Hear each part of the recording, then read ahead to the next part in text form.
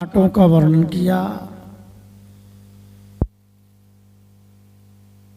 विद्या, रूप, महत्व, कुल, धन, यौवन, अभिमान, ये सबके पास होते हैं, लेकिन जिनको इनका अभिमान हो जाता है वो भक्ति से विमुख होकर संसार का केवल नाट्य मंच का रूप रह जाता है। ये भाव प्रकट करते हुए कहते हैं, भगवत भक्ति विहाय कहा कीनो पड़ी विद्या।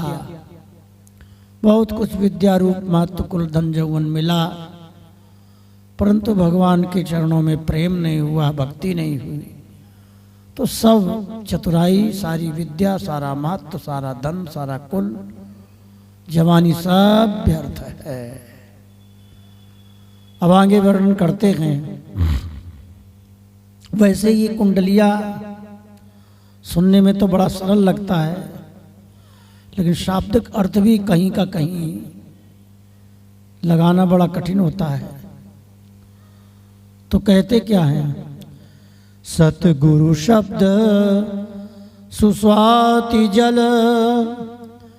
शीश सीप ये हो, सकुच मीन टक्कर लगे, तब वह मुक्ता, तब वह मुक्ता हो। सजाती संगति से, तब वह मुक्ता हो। सजाती संगति जैसे, ना तरु तोय को तोय, हो ये नहीं मुक्ता ऐसे।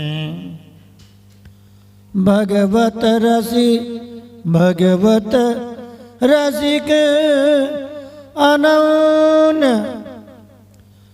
बधू नवगर्भ धरे उर, सदा सहायक स्वासु स्वामियाँ जानो। सतगुरु सदा सहायक सासु स्वामियाँ जानो। सतगुरु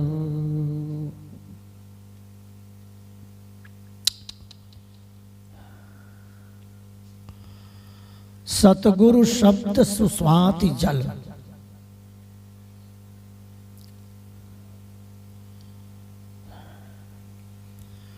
स्वाति नक्षत्र का जो बूंद होता है, वर्षा होती है, जो पानी होता है, उसका प्रभाव अलग अलग स्थानों में अलग अलग प्रभाव देता है। सीप के का मुंह खुला होता है, यदि सीप का मुंह बंद है तो जल तो ऊपर ही रह जाएगा, लेकिन जो सीप उसे कहते हैं, समुद्र में सीपी होती है, उसका मुंह खुला होता है और स्वाति जल उसमें पड़ गया तो मुक्ता हो जाता है। तो कहते सतगुरु शब्द सुस्वाति, या स्वाति क्या है?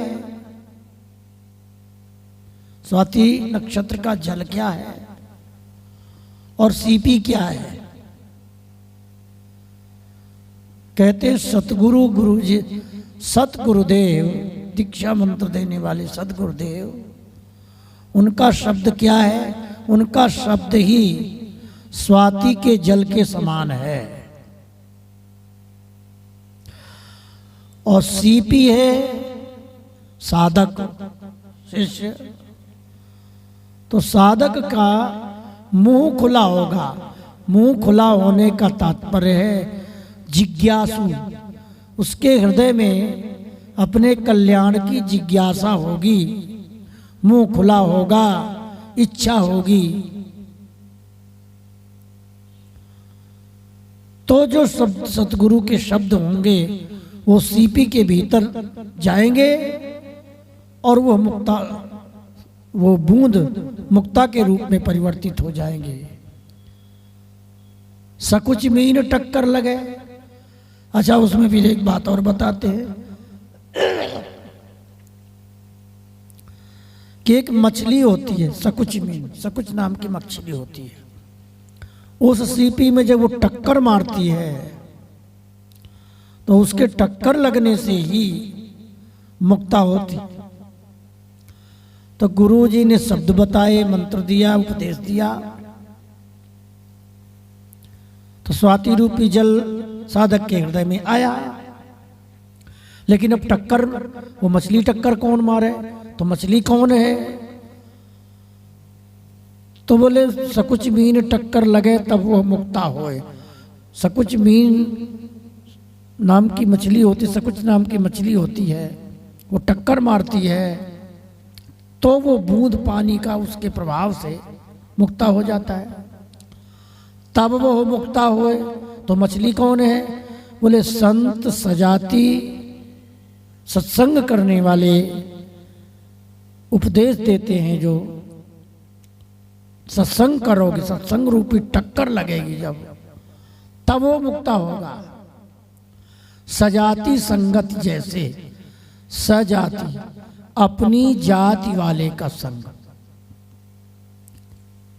जाति माने अपने गुरु परंपरा अनुसार जो भजन करने का तरीका, नाम रूप लीला धाम का जो भी चिंतन बताया जाता है, उस नाम मंत्र के द्वारा उपासना का जो तरीका है वो सजाति अपनी जाति वाले। यहाँ जाति का तात्पर्य ब्राह्मण क्षत्रिय वैश्य शूद्र नहीं है, सत्संगी अपनी परंपरा के अनुसार जो हमें भजन का तरीका बताया है उसे सजाति का है। उस सजाति की संगत हो। अब मान लिया किसी दूसरे इष्ट का उपासक है, उसका संग करोगे तो वो अपना तरीका सिखाएगा, वो तुम्हारी समझ में आएगा नहीं। इसलिए सजाति अपनी जाति का हो, गुरु भाई हो, तब वो मुक्ता हो। नातर तोय को तोय, और नहीं तो वो दिया हुआ गुरु जी का दिया हुआ जो नाम है, जो उपासना का क्रम है, स्वाति का जल है, वो जल का ही जल रह जाता है, उसमें फिर मुक्ता नहीं बन पाता। इसलिए सत्संग की महिमा बहुत बताई है। नाम जप श्रवणम कीर्तनम विष्णु स्मरणम पाद सेवनम, नवदा भक्ति का सबसे पहला क्रम श्रवण बताया है, सत्संग करना, कथा सुनना, ये फिर कीर्तन है, पहला नंबर श्रवण है, क्योंकि श्रवण के द्वारा ही सारी बातें समझ में आती हैं। कान से कोई व्यक्ति आपको बुला रहा है, पहले कान से भी सुनाई देगा, कोई बुला रहा है तभी तो तुम्हें कोई बात कहेगा। जब सुनोगी नहीं किसी की बात तो क्या समझ में आएगा? तो पहले सुनना पड़ता है। नातर तोय को तोय होए नहीं मुक्ता ऐसे। यदि सत्संग नहीं करेंगे तो वो जल का गुरु जी के दिए हुए शब्द वहीं की वहीं रह जाएंगे, उनका प्रभाव नहीं बढ़ पाएगा। मुक्ता तात्पर्य क्या है? मुक्ता का अर्थ है जो हमारे भीतर हमारा पार्षद देह, जो दिव्य देह है, उसको जागृत करना। वो जागृत हो जाए, यही मुक्ता बनना है। वो सोया पड़ा है स्वरूप, वो नाम के द्वारा, सत्संग के द्वारा वो स्वरूप जागृत होगा, पार्षद देह की प्राप्ति होती है, तभी जीव का कल्याण होता है। उस बात की तरफ इशारा दे रहे हैं। भगवत रसिक अनन्य बधु नवगर्भ धरे उर। भगवत रसिक माने भगवत रस के रसिक महानुभाव, अनन्य जो हैं, अन्य ना, केवल अपने इष्ट का भजन करते हैं। वो कैसे हैं? वधू नव जैसे कोई नई बहू होती है और अपने गर्भ में बालक को धारण करती है। उसे मालूम होता है मेरे गर्भ में बालक है, तो बड़ी सावधानी से चलती है, बड़ी सावधानी से बोलती है, बड़ी सावधानी से खाती है। खाना पीना बोलना बैठना उठना सभी बात में उसे सावधानी रखनी पड़ती है। यदि ज़्यादा जोर से चलेगी या उछलेगी तो पेट के बालक पर माँ का प्रभाव पड़ता है। जो भी खाएगी उसका असर बालक पर पड़ेगा, जैसे बोलेगी जैसे चलेगी। इसलिए अब बालक कौन है, वधू कौन है? वधू है साधक। बालक रूपी भगवान जब हृदय में विराजमान होते हैं तो बहुत सोच कर चलना पड़ता है, बहुत सोच विचार कर खाना पड़ता है और बहुत सोच कर बोलना पड़ता है कि हमारे शब्द के द्वारा कहीं वैष्णव अपराध न हो जाए, कहीं गुरु अपराध न हो जाए, कहीं संत अपराध न हो जाए, कहीं नामापराध न हो जाए। भगवत भागवत अपराध से बचकर चलना पड़ता है। वधू नव गर्भ धरे उर। लेकिन एक बात उसमें और है, उसको सहायक भी चाहिए। अकेला बेचारा क्या करेगा साधक? वो बहू घर में अकेले रह रही है तो उसके सहायक भी तो चाहिए। बालक जब बालक होता है कहीं किसी माँ के गर्भ में तो उसका सभी सहयोग देते हैं। उसके सहयोग के लिए पहले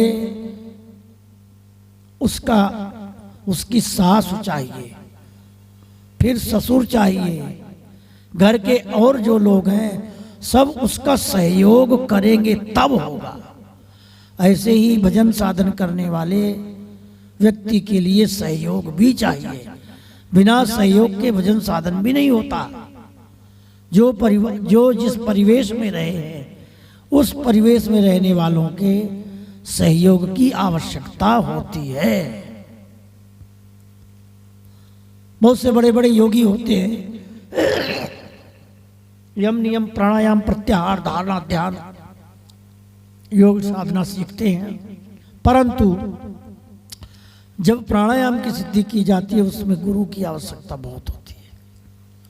हमने सुना है कभी कभी प्राणायाम में प्राण रुक जाते हैं तो सिद्ध गुरु उसके शरीर में प्रवेश कर उसके प्राणों को संचालित भी करते हैं। ऐसी भी घटनाएं घट जाती हैं। इसलिए सहयोग। भगवत रसिक अनन्य वधू नव गर्भ धरे उर, सदा सहायक सास स्वामिया जानो सतगुरु। इसलिए ऐसे भक्त के लिए, ऐसे साधक के लिए अपने सहयोगी सत्संगी गुरु, स्वामिया माने स्वामी, किसको जानो? बोले सतगुरु को जानो। जिसका सतगुरु सहयोग देगा, सतगुरु का आशीर्वाद होगा, अपने सहयोगी सत्संगियों का सहयोग होगा, तभी भजन की सिद्धि प्राप्त होती है। ये इस कुंडलिया का सीधा सा अर्थ है। अब आगे के कुंडलिया में भगवत रसिक जी कहते हैं, भरता के द्वय भामिनी बसे एक ही गांव। एक पति के दो स्त्रियां रहती हैं। अब तज विरोध नहीं भजे आपनो भगवत भरता। इसका अभिप्राय है भजन के क्षेत्र में, उपासना के क्षेत्र में, कि मालिक तो एक ही है, स्त्रियां दो हैं, अपना अपना पैर खींचती हैं। वो क्या उदाहरण देंगे आगे के सत्र में देखेंगे। जय जय श्री राधे।